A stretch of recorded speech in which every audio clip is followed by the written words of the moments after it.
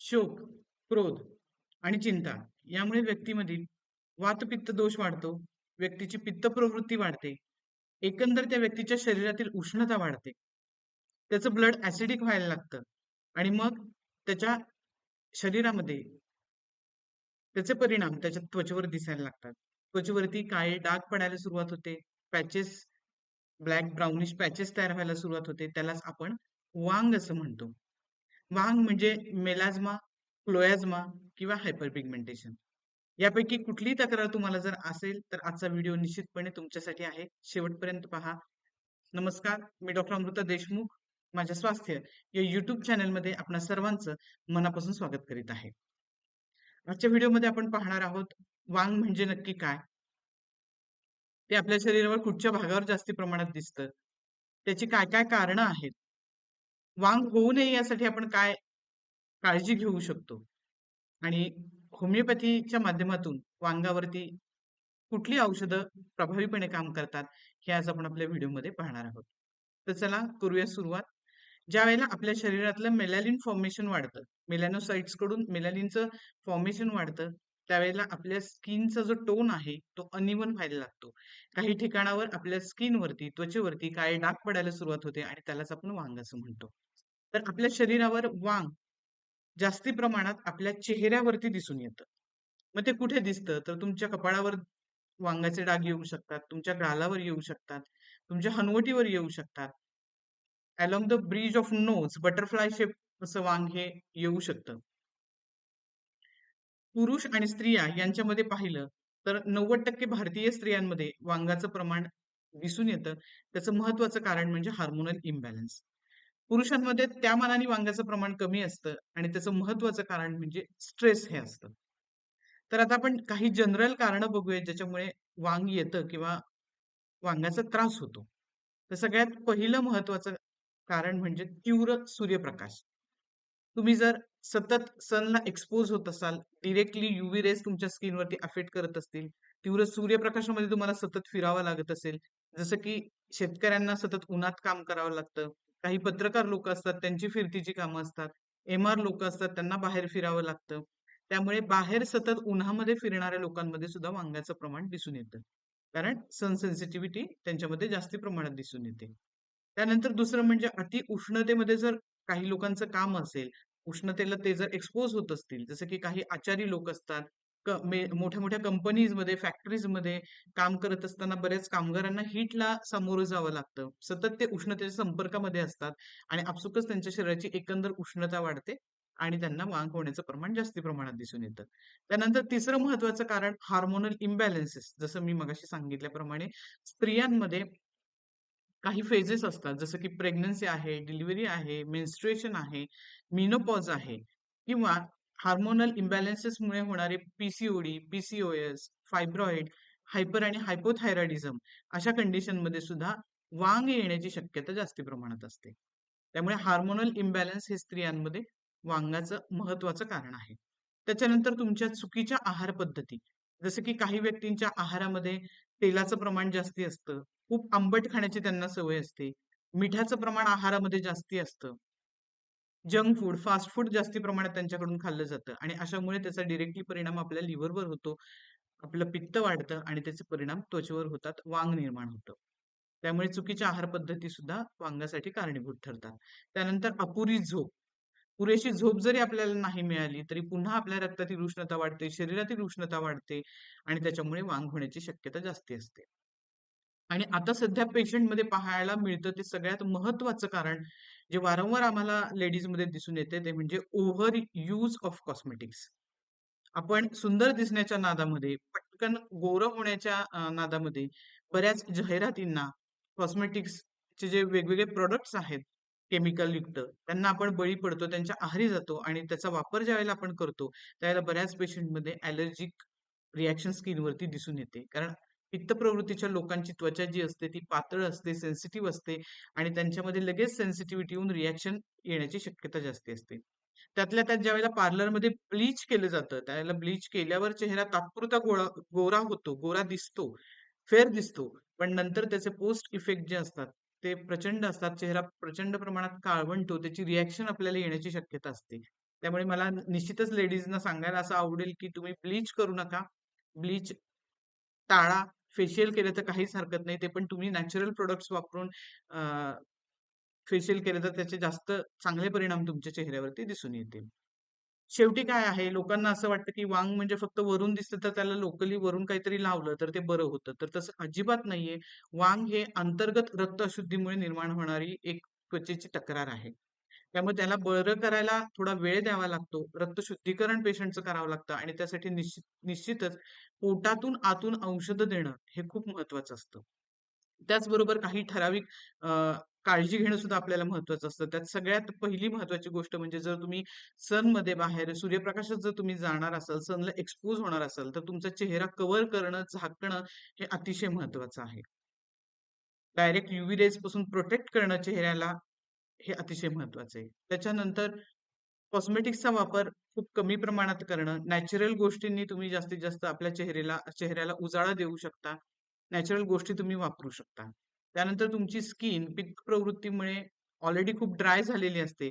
तर स्किनला proper hydrate करणं, moisturise करणं हे खूप महत्वाची गोष्ट आहे. त्यामुळे पाणी पिण्याचं प्रमाण सुद्धा आपल्याला भरपूर ठेवायचं जेणेकरून आपली त्वचा नितळ राहील, स्वच्छ राहील, तजेलदार राहील. त्यानंतर तुम्हाला जर खरोखर चेहऱ्यावर सौंदर्य हवं असेल, आंतरिक सौंदर्य ज्यावेळेला आपलं आतलं बाहेर झळकतं आपण जे म्हणतो, त्याच्यासाठी निश्चितपणे तुम्हाला तणावमुक्तीकडे तणाव जो असतो, जसं मगाशी मी व्हिडिओच्या सुरुवातीलाच सांगितलं, मानसिक ताण, तणाव, काळजी, चिंता यामुळे सुद्धा तुमच्यामध्ये पित्त प्रकोप होतो आणि तुम्हाला वांग येण्याची शक्यता असते, चेहरा टॅन होण्याची शक्यता असते, डार्क सर्कल्स येण्याची शक्यता असते. तर यावरचा सगळ्यात महत्वाचा उपयोग इलाज म्हणजे पर्याय म्हणजे तुम्ही मेडिटेशन, योगा आणि प्राणायाम करा. या गोष्टीमुळे तुम्हाला आंतरिक सौंदर्य प्राप्त व्हायला मदत होते. तुमचा चेहरा तजेलदार दिसतो. एक प्रकारचा ग्लो तुमच्या चेहऱ्यावर येतो आणि तुमचे डोळे तजेलदार होतात. त्यामुळे आंतरिक सौंदर्यासाठी वांग मुळापासून त्वचा सुंदर होण्यासाठी योगा, मेडिटेशन आणि प्राणायाम हे तज्ञांच्या सल्ल्यानं करणं केव्हाही चांगलं. तर हे काही काळजी कुठली काळजी आपण वांग्यासाठी घेऊ शकतो हे आपण पाहिलेलं आहे.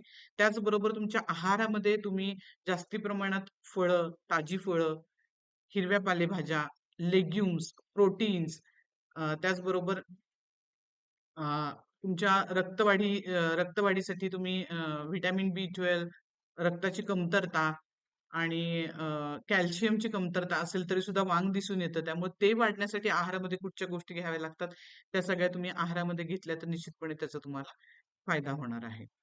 त्यानंतर आपण पाहणार आहोत आता होमिओपॅथिक शास्त्राच्या माध्यमातून वांग कसा बरा केला जातो. तर होमिओपॅथिक औषधं ही आपण पोटातूनही देतो आणि वरून लावायलाही देतो एक्सटर्नल ॲप्लिकेशन्सच्या माध्यमातून.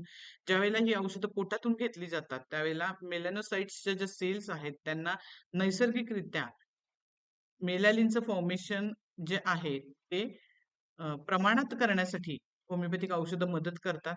जो स्किनचा डार्कनेस आहे, टॅनिंग आहे, ते सुद्धा कमी करायला होमिओपॅथिक औषधं मदत करतात. आणि रक्त शुद्धीकरणासाठी, पित्त प्रवृत्ती कमी करण्यासाठी आतून होमिओपॅथिक औषधं काम करत असतात. त्यामुळे होमिओपॅथीमध्ये जी काही महत्त्वाची औषधं आहेत, ती मी तुम्हाला थोडक्यात आता सांगणार आहे. सगळ्यात महत्त्वाचं वांगासाठी, मेलॅझ्मासाठी, क्लोएझ्मासाठीचं जे होमिओपॅथिक औषध आहे, इफेक्टिव्ह औषध आहे ते म्हणजे सेपिया 30. हे औषध आपण दिवसातून 3 वेळा घ्यायचं 7 दिवसांसाठी. हे कुठल्या महिलांमध्ये आपण देऊ शकतो? तर ज्यांच्यामध्ये प्रेग्नन्सी, डिलिव्हरी, नर्सिंग म्हणजे गरोदरपण, बाळंतपण, बाळाला नर्सिंग करताना ज्या काही जे काही हार्मोनल इम्बॅलन्सेस होतात आणि त्याच्यामुळे त्या पेशंटमध्ये वांग येतं. अशा कंडिशनमध्ये आपण सेपिया 30 हे मेडिसिन देऊ शकतो. सेपियाच्या पेशंटला बऱ्यापैकी पित्ताच्या तक्रारी असतात. त्यांची पित्त प्रवृत्ती असते आणि त्यामुळे साहजिकच त्यांच्यामध्ये सतत एक प्रकारचा चिडचिडेपणा असतो. त्यांना जबाबदाऱ्या घ्यायला नको वाटतं. सतत जबाबदाऱ्या घेऊन घेऊन कंटाळा आल्यानंतर त्यांना एक पॉइंट असा येतो, की आता माझ्याच्याने हे होईना गेले. असं ज्यावेळेला एखाद्या स्त्रीच्या तोंडातून येतो, की बस झालं आता मला याच्या उपर कुठली जबाबदारी पार पाडणं होत नाही किंवा माझ्याच्याने आता हे होत नाहीये. हे वाक्य ज्यावेळेला येतं नकारात्मक, त्यावेळेला निश्चितपणे आपण त्या व्यक्तीला, त्या लेडीजना सेपिया हे मेडिसिन प्रिस्क्राईब करू शकतो. एक प्रकारची प्रत्येक गोष्टीमध्ये उदासीनता सेपिया पेशंटमध्ये पाहायला मिळते. त्यामुळे सेपिया हे वांगासाठी होमिओपॅथी मधलं बेस्ट मेडिसिन आहे. त्यानंतर दुसरं जे मेडिसिन आहे ते कॅडमियम सल्फ. तर ज्यावेळेला सूर्यप्रकाशात गेल्यानंतर, सन एक्सपोजर झाल्यानंतर वांग येतं, चेहरा टॅन होतो, काळा होतो, अशा कंडिशनमध्ये आपल्याला कॅडमियम सल्फ 30 हे मेडिसिन दिवसातून 3 वेळा 7 दिवसांसाठी द्यायचं आहे. त्याच्यानंतर महत्वाचं औषध आणखीन एक तिसरं जे आहे ते म्हणजे पल्सटीला. तर पल्सटीला हे होमिओपॅथिक औषध अशा लेडीजमध्ये दिलं जातं की ज्यांच्यामध्ये हार्मोनल इम्बॅलन्सेस आहेत, मेन्स्ट्रुअल इरेग्युलॅरिटीज आहेत, ज्यांच्या पाळीमध्ये रक्तस्राव खूप कमी प्रमाणात होतो, पाळी अनियमित आहे, खूप खूप दिवसानंतर येत आहे आणि मानसिकरित्या अशा लेडीज खूप भावनिक असतात. त्यांना पटकन रडू येतं. छोट्या छोट्या गोष्टी साठी रडण्याची त्यांना सवय असते. डोळ्यात पाणी लगेचच येतं आणि त्या अतिशय भोळ्या असतात. त्यांचा पटकन कोणावरही विश्वास बसतो. त्यांची स्वतःची अशी काही ठाम मतं नसतात आणि त्यांना जर एखाद्या व्यक्तीने सिंपथी दिली, कन्सोल केलं, समजावून सांगितलं, तर त्यांना खूप बरं वाटतं. त्यांना चांगलं वाटतं. त्या आतून मेंटल इमोशनल लेव्हलवर खूप छान फील करतात. तर अशा कंडिशनमध्ये आपण पल्सरीला 30 देऊ शकतो. त्यानंतर थुजा. थुजा हे रिकरंट मेलॅझ्मासाठी किंवा जर मेलॅझ्माची टेंडन्सी असेल फ्रिक्वेंट किंवा हेरिडेटरी हिस्ट्री असेल, तुमच्या आईला होतं, तुमच्या फॅमिली हिस्ट्रीमध्ये आधी मेलॅझ्मा असेल, तर निश्चितपणे थुजा 200 हे औषध आपल्याला दिवसातून एकदा असं 4 दिवस द्यायचं आहे. ज्या पेशंटमध्ये स्किन अनहेल्दी असते, डोळ्याभोवती डार्क सर्कल्स असतात, अशा कंडिशनमध्ये सुद्धा आपण थुजा 200 हे मेडिसिन प्रिस्क्राईब करू शकतो. ते खूप ते खूप चांगल्या पद्धतीने काम करतं. त्यानंतर सल्फर हे सुद्धा होमिओपॅथी मधलं अतिशय उत्तम औषध आहे. स्किन टॅनिंगसाठी, burning skin, rashes, allergies, skin allergies जिथे पाहायला मिळतात आणि अशा कंडिशनमध्ये वांग असणं, बर्निंग असणं, तिथे आगाग जळजळ होणं, लालसरपणा जाणवणं, अशी काही लक्षणं असतील तर आपण सल्फर 200 हे मेडिसिन दिवसातून एकदा असं 4 दिवसांसाठी देऊ शकतो. आणखीनही काही होमिओपॅथी मधली प्रभावी औषधं आहेत, जसे की कॉलोफायलम आहे, लाइकोपोडियम आहे, अ, त्याच्यानंतर अर्जेंटम नायट्रिकम आहे, प्लंबम मेटॅलिकम हे औषध लिव्हर डिसफंक्शन, लिव्हर डिसऑर्डर्स असतील आणि त्याच्यामुळे जर मेलाझ्मा झाला असेल, तर अशा कंडिशनमध्ये आपण प्लंबम मेट हे सुद्धा औषध देऊ शकतो. तर ही काही होमिओपॅथिक औषधं आहेत जी पोटातून आपण पेशंटला घेण्यासाठी देतो आणि एक्सटर्नली जे आपल्याला अप्लाय करायचे, एक्सटर्नली ऍज वेल एज इंटरनली, असे 2 महत्वाचे वनस्पतींचे अर्क होमिओपॅथीमध्ये आहेत. त्यातलं सगळ्यात महत्वाचं जे होमिओपॅथिक मदर टिंक्चर आहे ते म्हणजे बर्बेरिस ॲक्विफोलियम. तर हे अतिशय प्रभावी असं मदर टिंक्चर आहे, जे त्वचेच्या कुठच्याही तक्रारीमध्ये खूप प्रभावीपणे काम करतं. जसं की टॅनिंग असेल, black circles around the eyes असतील, अ, वांग असेल, मेलॅझ्मा, क्लोएझ्मा, हायपर पिगमेंटेशन, रिंकल्स, पिंपल्स, ह्या सगळ्या गोष्टींवरती बर्बेरी सॅक्विफोलियम हे मदर टिंक्चर अतिशय प्रभावीपणे काम करतं. ते आपल्याला पोटातूनही घ्यायचं आहे आणि वरून लोकलीही ते अप्लाय करायचंय. पोटातून घेण्यासाठी पाव कप कोमट पाण्यामध्ये तुम्ही त्याचे 15 थेंब टाकून दिवसातून 3 वेळा घेऊ शकता आणि लोकली रात्री तुम्ही झोपताना ते ज्या ठिकाणी तुम्हाला हायपर पिगमेंटेशन किंवा मेलॅझ्मा आहे, वांग आहे, त्या ठिकाणी तुम्ही कॉटनच्या माध्यमातून ते लावू शकता आणि सकाळी चेहरा धुवून टाकू शकता. रात्रभर ते तुमच्या चेहऱ्यावर तसंच राहिलं गेलं पाहिजे. म्हणजे बर्बेरी सॅक्विफोलियम हे एक्सटर्नली ॲज वेल एज इंटरनली आपल्याला यूज करायचंय. आणि दुसरं महत्वाचं जे होमिओपॅथी मधलं मदर टिंक्चर आहे, ज्याचा व्हिडिओ ऑलरेडी मी बनवलेला आहे, ज्याला आपण best blood purifier in homeopathy असं म्हटलेलं आहे, ते म्हणजे इकायनेझिया मदर टिंक्चर. तर ते आपल्याला पोटातून घ्यायचंय, ते सुद्धा पाव कप पाण्यात 15 थेंब टाकून दिवसातून 3 वेळा घ्यायचंय महिनाभरासाठी. तर त्याने सुद्धा आतून तुमच्या रक्त शुद्धीकरण होतं आणि वांग मुळापासून बरा व्हायला मदत होते. तर हे 2 महत्वाचे मदर टिंक्चर आहेत होमिओपॅथी मधले. त्याच्यानंतर बायोकेमिक कॉम्बिनेशन मधलं नंबर 20 हे जे होमिओपॅथिक बायो कॉम्बिनेशन आहे, ते तुमच्या त्वचेच्या सगळ्या तक्रारींवरती, त्यातल्या त्यात वांगावरती सुद्धा खूप चांगले रिझल्ट देतं. त्यामुळे कॉम्बिनेशन 20 मधील 4 गोळ्या तुम्हाला दिवसातून 3 वेळा घ्यायच्या आहेत महिनाभरासाठी. तर ही काही महत्वाची आणि उत्तम अशी होमिओपॅथिक औषधे मी तुमच्यासोबत शेअर केली आहेत. तरी सुद्धा तुम्हाला जर अशा काही तक्रारी असतील, तर निश्चितपणे तुमच्या जवळच्या होमिओपॅथिक डॉक्टरांचा सल्ला घेणं हे केव्हाही चांगलं ठरतं. जर तुम्हाला अशा काही तक्रारी असतील, तर माझ्या दिलेल्या WhatsApp नंबरवरती तुम्ही माझी अपॉइंटमेंट घेऊ शकता. काही प्रश्न असतील, तर निश्चितपणे विचारू शकता. तर आजचा हा व्हिडिओ तुम्हाला कसा वाटला? आवडला असेल तर नक्कीच व्हिडिओला लाईक करा. माझ्या व्हिडिओला इतर गरजूंसोबत शेअर करा. माझ्या चॅनलला जर तुम्ही नवीन असाल, तर सबस्क्राईब करा आणि कमेंट बॉक्समध्ये कमेंट करून सांगा, की आजचा व्हिडिओ तुम्हाला कसा वाटला. भेटूया पुढच्या अशाच नवनवीन व्हिडिओजमध्ये, नवनवीन माहितीसोबत. तोपर्यंत धन्यवाद.